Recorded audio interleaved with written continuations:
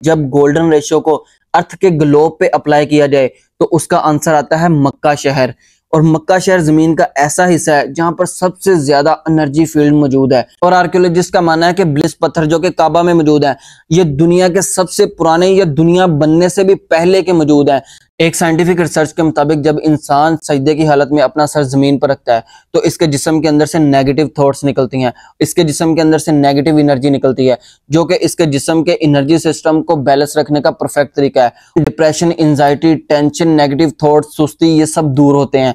और ये सब कुछ गोल्डन रेशियो की वजह से होता है। जैसे खला में सियारे सूरज के गिर्द चक्कर लगाते नजर आते हैं और एटम में न्यूक्लियस के गिर्द इलेक्ट्रॉन, प्रोटॉन और न्यूट्रॉन चक्कर लगाते हैं, इसी तरह मुसलमान भी काबा के गिर्द चक्कर लगाते नजर आएंगे। नॉन मुस्लिम्स का मानना है कि मुसलमान मक्का में जाकर काबा की इबादत करते हैं, इसलिए काबा के गिर्द चक्कर लगाते हैं, उसके सामने सजदे करते हैं।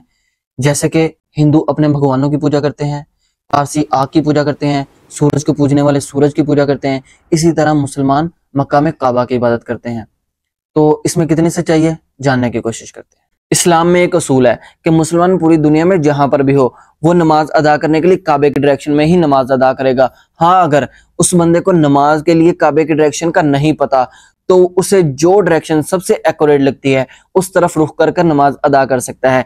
इससे साबित ये होता है, इससे पता ये चलता है कि मुसलमान काबे की नहीं बल्कि एक खुदा यानी अल्लाह की इबादत करते हैं। और काबा सिर्फ डायरेक्शन के लिए यानी एक सिम्मत में, एक लाइन में सब मुसलमानों को इकट्ठा करने के लिए है, क्योंकि अल्लाह ताला कुरान पाक की दूसरी सूरत अल बकरा की 115वीं आयत में फरमाता है और एक सही हदीस में आता है कि जब हजरत उमर फारूक रज़ियल्लाहु ताला अन्हु हजरे अस्वद का बोसा लेने लगे तो हजरे अस्वद की तरफ इशारा करके फरमाते हैं कि मैं तुझे इसलिए चूम रहा हूं कि तुझे मेरे नबी हजरत मोहम्मद सल्लल्लाहु अलैहि वसल्लम ने चूमा, वरना तू मुझे कोई नफा या नुकसान नहीं पहुंचा सकता। इससे साबित होता है कि मुसलमान किसी पत्थर या किसी एक पत्थर के बने हुए घर की इबादत नहीं बल्कि एक खुदा की इबादत करते हैं। जैसे खला में सियारे सूरज के गिर्द चक्कर लगाते नजर आते हैं और एटम में न्यूक्लियस के गिर्द इलेक्ट्रॉन, प्रोटॉन और न्यूट्रॉन चक्कर लगाते हैं, इसी तरह मुसलमान भी काबा के गिर्द चक्कर लगाते नजर आएंगे। तो ये खुदा नहीं बल्कि खुदा का बनाया हुआ निजाम है जो सब चीजों को आपस में जोड़े हुए है। एक साइंटिफिक रिसर्च के मुताबिक जब इंसान सजदे की हालत में अपना सर जमीन पर रखता है तो इसके जिस्म के अंदर से नेगेटिव एनर्जी निकलती है, जो कि इसके जिस्म के एनर्जी सिस्टम को बैलेंस रखने का परफेक्ट तरीका है। और सजदे में depression, anxiety, tension, negative thoughts, सुस्ती, ये सब दूर होते हैं। और ये सब कुछ गोल्डन रेशियो की वजह से होता है। आप लोग सोच रहे होंगे ये गोल्डन रेशियो क्या है, तो समझते हैं इसको। गोल्डन रेशियो, इसे फाइबोनाची रेशियो भी कहते हैं और इसकी वैल्यू अप्रोक्सीमेटली 1.6180 के इक्वल होती है। जैसे कि पाई की वैल्यू 3.14159 के इक्वल और चंद ये एग्जांपल्स हैं।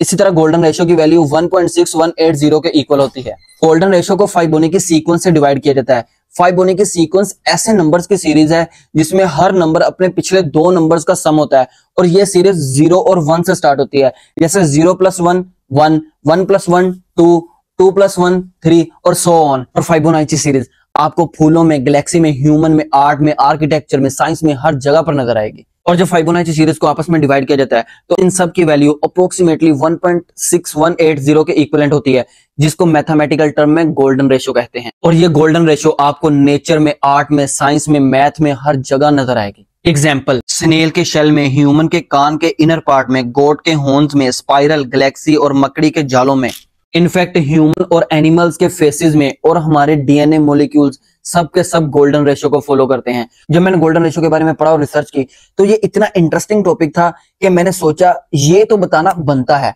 कि अल्लाह ताला ने कितने ही परफेक्ट तरीके से इस कायनात को डेवलप किया है।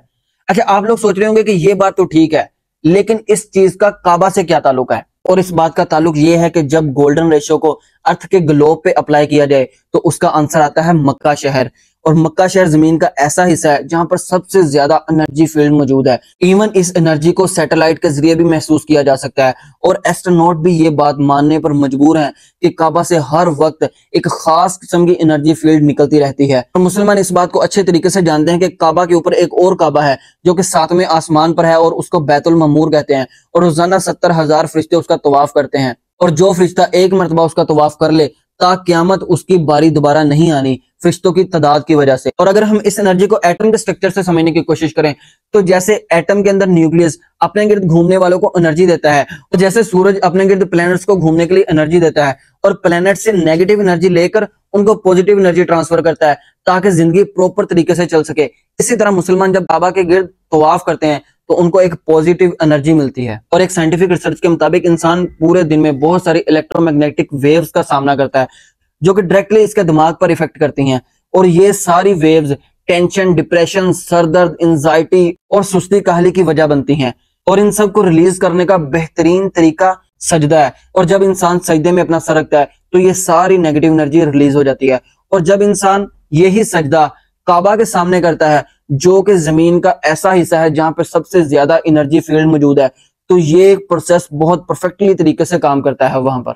और इस बात का मुझे उस वक्त अंदाजा हुआ कि जब चंद बुजुर्ग हजरात मक्का से हज और उम्रा करके वापस आए तो उनसे पूछा गया कि वहां पर कैसा वक्त गुजरा, तो सबका एक कॉमन पॉइंट था कि वहां पर थकन, स्ट्रेस, टेंशन, डिप्रेशन महसूस नहीं होता। और डॉक्टर एंड्रयूज न्यूज़बर्ग ने जब दिमाग की एक्टिविटीज को नमाज के दौरान रिसर्च करने की कोशिश की तो वो हैरान रह गया कि नमाज के दौरान ये एनर्जी डायरेक्टली इफेक्ट कर रही है, और खास तौर पर सजदे की हालत में, जिससे वक्त के साथ साथ दिमाग का ये हिस्सा सुकड़ता नहीं है और वक्त के साथ साथ इंसान की याददाश्त भी कमजोर नहीं होती और बुढ़ापे में भी आपको चीजें ठीक तरह से याद रहती हैं। और आर्कियोलॉजिस्ट का मानना है कि ब्लिस पत्थर जो कि काबा में मौजूद है ये दुनिया के सबसे पुराने, या दुनिया बनने से भी पहले के मौजूद है, जो कि हमारी गैलेक्सी में कहीं मौजूद थे और दुनिया बनते वक्त यहाँ पर आकर गिरे। और ब्लिस पत्थर के 3 हिस्से ब्रिटिश म्यूजियम में भी मौजूद हैं क्योंकि उनका मानना है कि ये दुनिया के सबसे पुराने पत्थर हैं। एक और हैरत वाली बात, जमीन का लैटिट्यूड जहां पर काबा मौजूद है 21:25 है,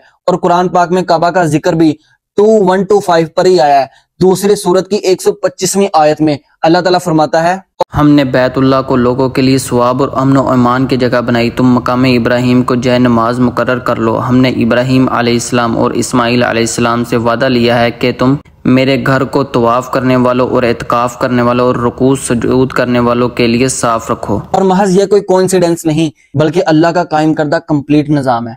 उम्मीद करता हूँ ये वीडियो आप लोगों को इन्फॉर्मेटिव लगी होगी, और अगर कुछ नया जानने को मिला है तो इस वीडियो को लाइक और चैनल को सब्सक्राइब कर लें और अपने दोस्तों के साथ इस वीडियो को भी लाजमी शेयर करें। और इससे पहले भी मैंने इन्फॉर्मेटिव वीडियोस बनाई है जो कि इधर आ रही होंगी, आप लोग क्लिक करके देख सकते हैं। तो मिलते हैं एक नई वीडियो में। अल्लाह निगहबान।